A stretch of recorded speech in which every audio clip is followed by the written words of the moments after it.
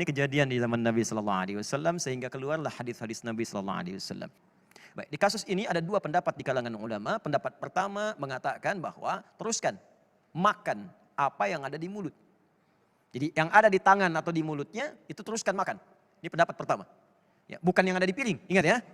Awas nih, ini baru sesuap nih, bisa sesuap yang masuk kan. Di piring masih 10 suap, bukan yang di piring. Ya, ini pendapat pertama mengatakan yang ada di mulut. Jadi itu diteruskan, tidak dikeluarkan. Baik ya, ini berdasarkan hadis riwayat Abu Daud. Ya, kemudian dari Nabi SAW menyampaikan, nah ini kalimatnya sangat menarik, kata Nabi, "Idza sami'a ahadukumun nidaa." Jika seorang di antara kalian mendengar suara adzan, ya, wal ina'a ala yadihi, sedangkan makanan itu masih di tangannya. Ya, sebagian ada di mulutnya. Fala yadha'hu hatta yaqdiya hajatahu. Maka jangan buang yang di tangan ini sampai dia menyelesaikan makannya. Nah, ini pendapat yang pertama dari kalangan para ulama. Yang kedua mengatakan ini pendapat lemah.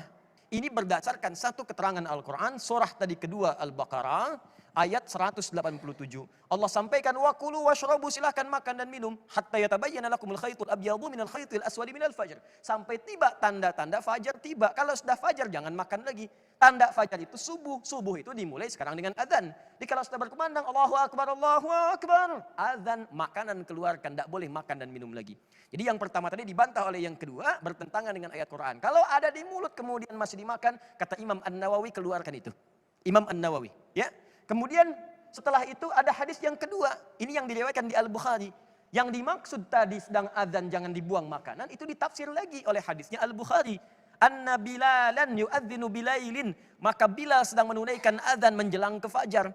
Faqala Rasulullah SAW, saat Bilal adzan itu Nabi bersabda, fakulu washrabu, ayat terusin makan dan minum. Bilal adzan, bayangkan, kata Nabi makan dan minum.